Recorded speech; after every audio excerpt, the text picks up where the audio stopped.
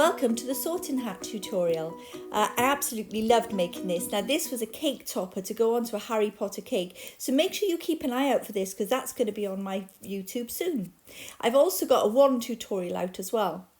Now I've got a 6-inch round cake card and I've got some pre-made Rice Krispie treats that I've done. So it is equal quantities of marshmallows melted and then you stir in the rice cereal treats that are the same quantity.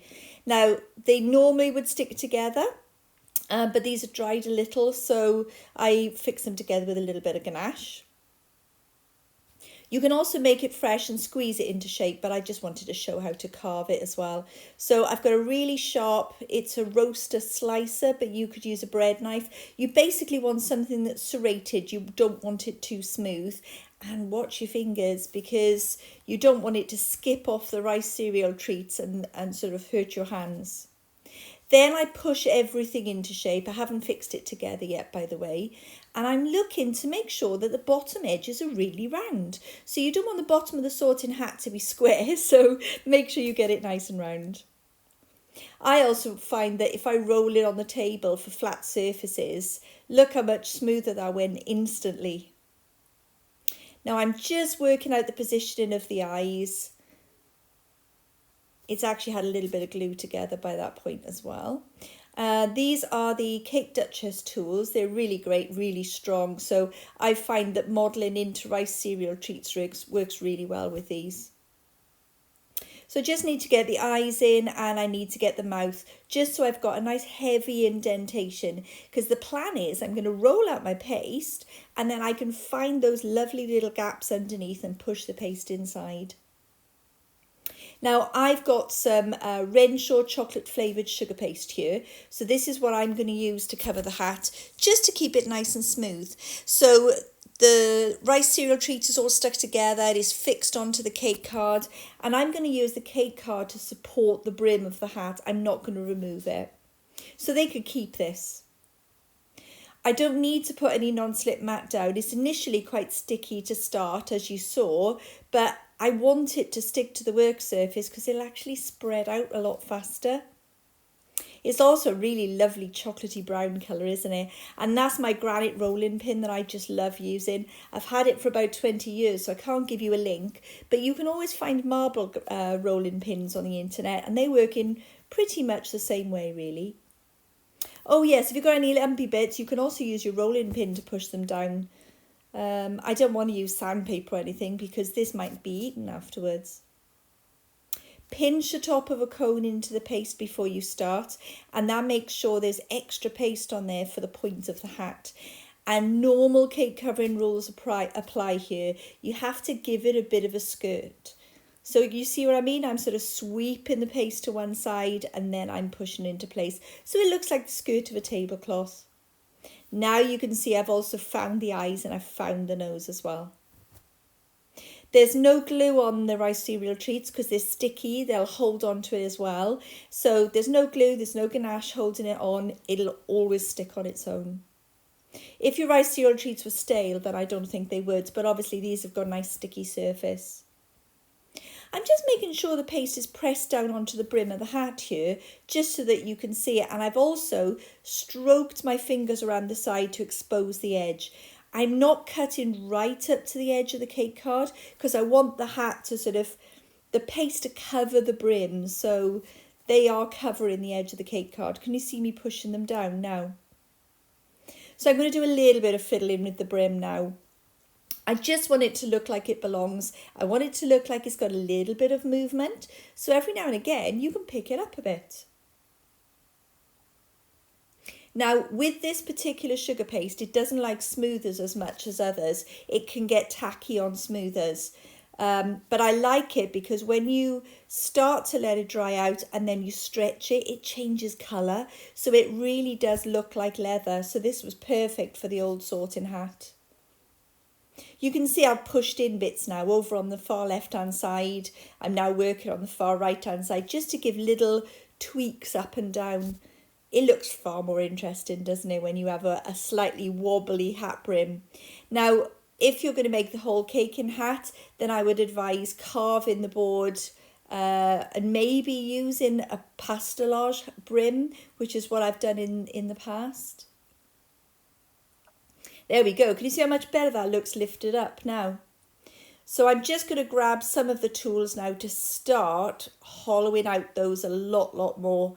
So sometimes I use my fingers, sometimes I use the tool, but I'm just making sure I push down the furrowed brow on the hat. I'm going around the eye sockets to really make those stick out. I'm also giving a bit of shape to the cheekbones, and that also brings the beak-like nose forward as well. Can you see? So I've rounded out underneath the eyes, which gives the base of the eye socket. You've got to think of it as a skull underneath, and that really helps you get the shape then. So I need to get some really good creases into this hat. So sometimes I just use the tool, other times I soften off the shape with my finger. It depends how sharp I want that particular crease to look. If I want it really nice and sharp, then I don't smooth it down with my fingers afterwards. I'm trying to decide whether I want the point up or down, so I do keep having a play with that. So do give us a subscribe and a like. There's lots of videos to come. There's actually another Harry Potter video, which will be just like the general making of the cake. And I hope you found my wand tutorial as well. If you want to put a nice sharp edges cake underneath this, there's a how to ganache for sharp edges, and also coming soon is a proper sharp edge tutorial. I'll put all the links to these at the end. And if you want to see what tools I use, I always pop those underneath as well. I'm also an Amazon affiliate, so any tools that I can give you the links to will be on my Amazon store page. Now these tools are really great. They last forever as well. You're not going to break these tools, which is perfect for me because I'm quite heavy-handed with my tools. And sometimes if I'm working with like a firm thing like this, or with modelling chocolate, which might start to cool down, these tools are brilliant because they're very heavy. So that heavy weight really gets the good impressions in the paste. You can be gentle with them as well though, so it's up to you how much pressure you use. And as you can see, you can stroke with them or press or push. I still use my fingers a lot though, so the fingers are pushing and pulling the paste into place and also smoothing down anywhere that I may want the tool to be softened down so it doesn't leave such a hard tool line. You could fiddle for ages, couldn't you? Because the hat has got so many different expressions, you can pick and choose which bit that you like, just as long as you get the character of this hat. Quite stern, almost grumpy looking, but we know that he helps Harry out in the end, don't we? There we go. Can you see all those eyebrow sockets are pulling into shape now? It's really coming to the finishing up now of all the textures. Oh, you can see the nice blade on that side of the green tool as well. So you can even use it to cut your paste as well. Changes of the light, that was just because I'd had to nip out and do something. So this is when I came back in. You can also see where the paste has rested, the colour changes ever so slightly. That's what I really love about this paste. I'm just still having a play with that brim. I can't resist it.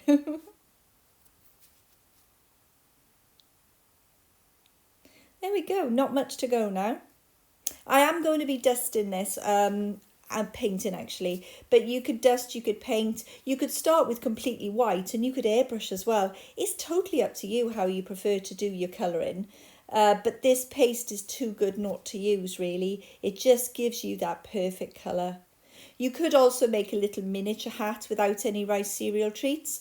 And then I would probably use the Saracino brown modelling paste because that would hold its shape as well.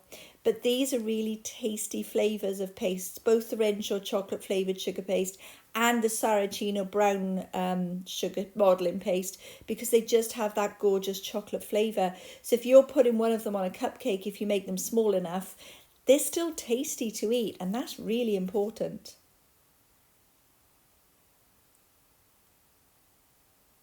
Oh yeah, that's how I move the whole hat, by the way, because it's all set in so nicely. I don't want to spoil the brim by trying to move the brim around. So I just cradle the hat between my hands and move it that way.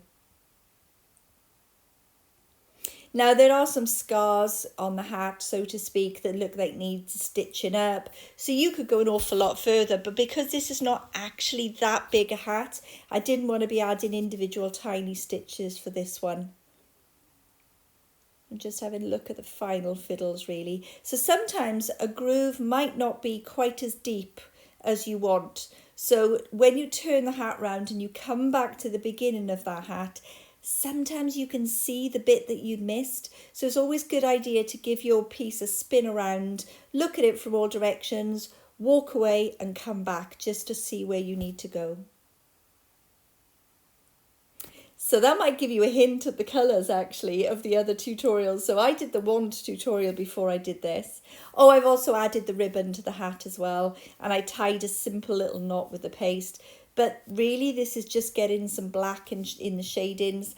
I mix in a little bit of the golden colour that I used on the bottom of Harry's wand as well. But for the most part, look, you just need to get in those shadows. It's such a lovely thing to make, the sorting hat. It's really nice in cake as well. Just a lovely cone shape. I do enjoy making those. Really makes a difference, doesn't it? Oh, and I don't know if you can see the patch on the back as well. So there you go. I really hope you enjoy it. There's the picture of the wand tutorial as well. So I will see you soon. Happy caking.